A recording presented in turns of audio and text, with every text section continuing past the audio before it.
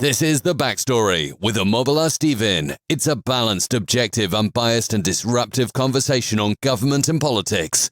We shine more light on what has not worked and what would make it work.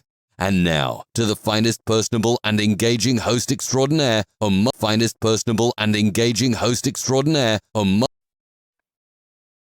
Good to have you on the show. This is Immobile Steven, your host on the Backstory with Immobile Steven. Now, on the Backstory with Immobile Steven, we like to shine more light on what has not worked and what will make it work. We focus on government and politics. On today's show, I have Marc Cortez on the show, who is the CEO and founder of Liquid Aid, a water conservation startup. It gives me great honor to have you on the show, Marc Cortez. Thank you very much. It's my honor to be here. I appreciate it.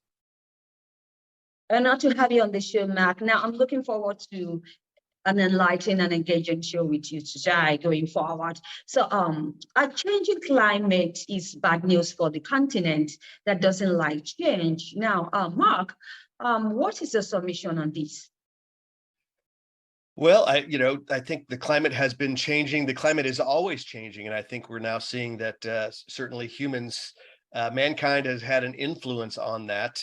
And we are all now dealing with various effects of that. And so we're all on a journey to try to figure out what is the truth, what is the real information, and how best do we solve this problem, especially together, because it's a global problem. And so that's what I've been working on solutions in this area for a long time, since I think it's 1999 we got into the solar business. And so I have a very passionate interest in helping understand this whole area and also develop solutions towards helping it. I would like us to talk about politics. Now, I'm focusing on the Americans and the Europeans lately. Now, it is understandable, it is clear that the weather in heat waves lately, right? And the chance of Congress passing serious climate change legislations has gone cold in this regard. Now I'm talking about Americans and Europeans. So what do you think may be wrong?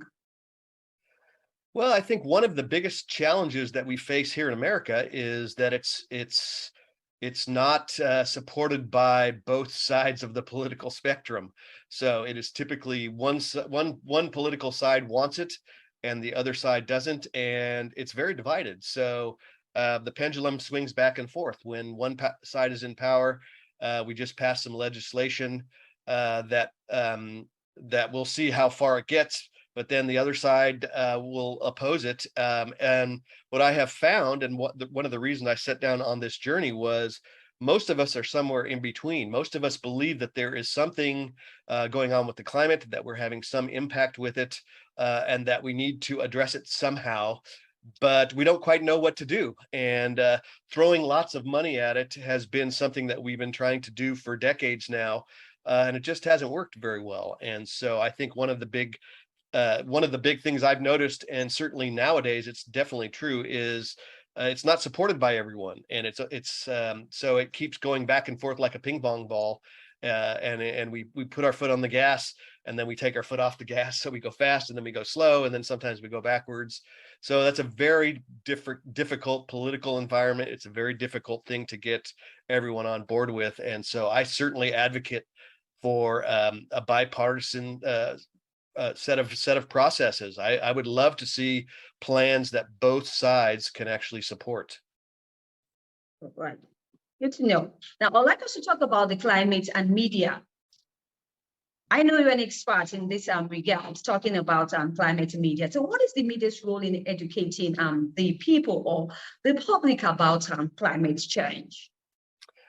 I think at its purest form, the media should be there to tell us the truth, the real truth, and what do we know and what do we not know. And I would say the same thing about science, climate science. And I don't know if it's the sign of the times, but it's certainly the sign of climate science and the climate discussion is we end up getting told stories, and we don't really know what the truth is. We know that we're having some effect on it. We know that we're affecting the climate, but depending on what you read, it's either hugely a problem, like we're going to be dead by Thursday, or it's not a problem at all, like as in we don't need to worry about it. And so finding the truth is really difficult. And so if I were to say the bottom line, the media needs to be helping us with this. They need to be someone that we can turn to actually sort through all this information, and tell us the truth, because it's really difficult to find. And so that's been my experience, and it's been a growing frustration because it just seems to be getting worse and worse in that regard.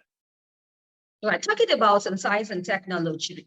So how does the modern technology affect climate in this regard? Any insight?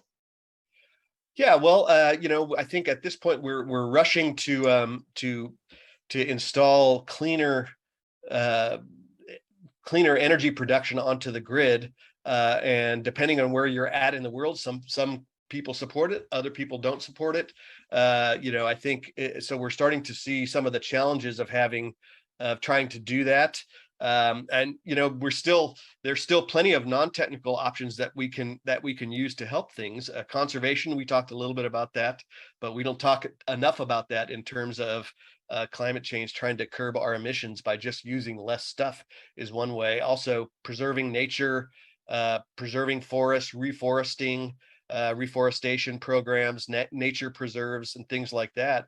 There's a lot of things that we can do to help our natural defenses protect us from climate change. Thank you so much, Marc Cortez, for your insight on the show. Now, talking about innovation and climate change, I know that it's a more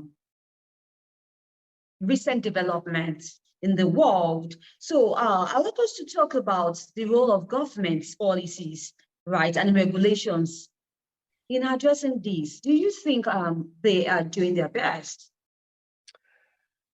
Oh, that's a big question, isn't it?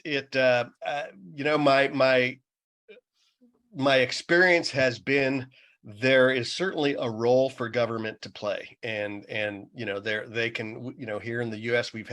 in California we've had government help us innovate certain technologies, but I think but there's a limit as to what government can do, and I think the whole Paris Accord has been a good example of that.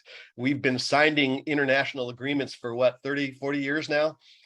They don't matter. They just don't matter. And it's wonderful political theater. All our politicians stand up with a big document that they can hold up and say, look at all the good we've done, but they don't amount to anything. And so I believe that the answer is not going to come from our government simply because it hasn't yet. I mean, if it really is a big problem, then they're not able to. I don't think, just here in the US, only half of the country is united on this. So, and I would say across the world, that's true as well. So there's plenty of countries and governments who don't want this, who can't afford it, and who just don't, view it as, the developed countries like the US and China and some of the other European countries who helped really cause this problem and so it should be ours to correct it. And so that's all legitimate. So I think waiting for government to do it is not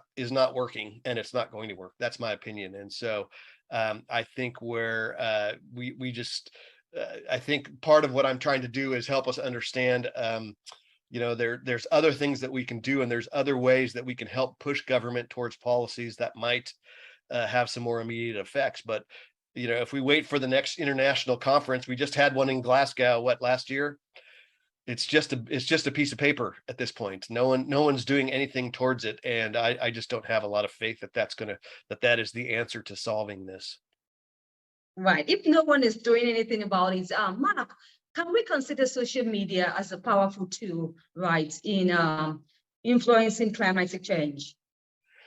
Yes, a huge tool, and I would argue, like social media, we're finding not just with climate, but in general, it can also be a very damaging tool. And I think, when you start there's so much information, there's so much misinformation. What is the truth? And social media is not the place to find truth, as we know, right? And so it's just not. So it's just like pouring gasoline on a fire. And so you really just don't know. It's a really good way to promote panic. It's a really good way to get people really upset and anxious about doing something. Oh my gosh, we have to do something.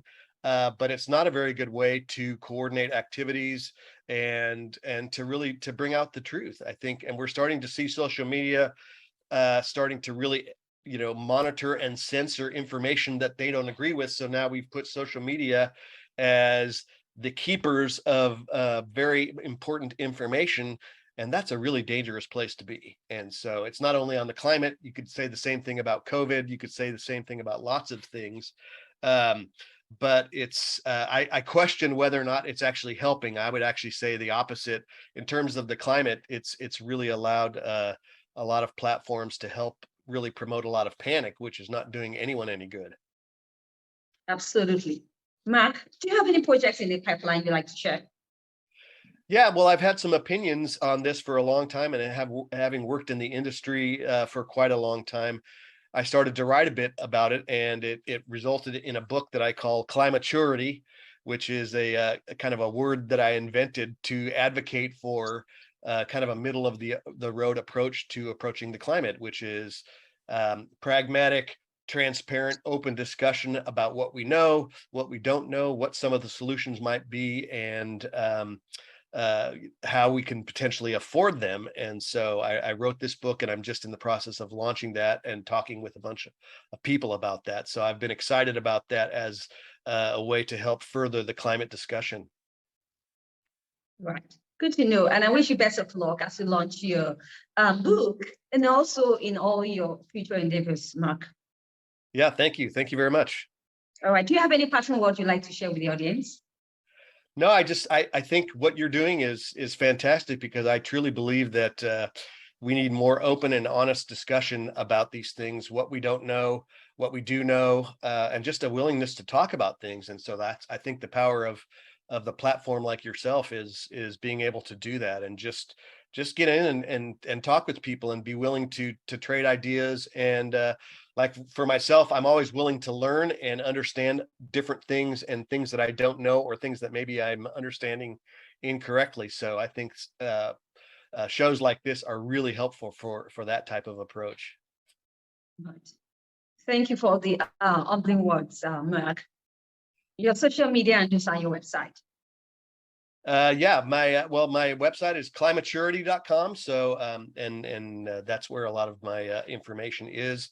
I'm also available on LinkedIn, and then my water company is liquidatewater.com for those who are interested in some new water conservation techniques. Right. Good to know once again, Marc. It's been a worthwhile time having you on the show. Share profound insight on the topic of discussion, talking about climate, right? So I can only wish you the best of luck once again. Thank you very much, and to you as well. All right. So you'd like to catch up any missed episodes of the Backstory with Omobala Stephen, you can do so on any podcast distribution platforms or any podcast cost promotion platforms, and you have a worthwhile time listening to the show. You like to be a guest on the show, sharing disruptive mindship conversations on any topics on the government and politics or society and culture.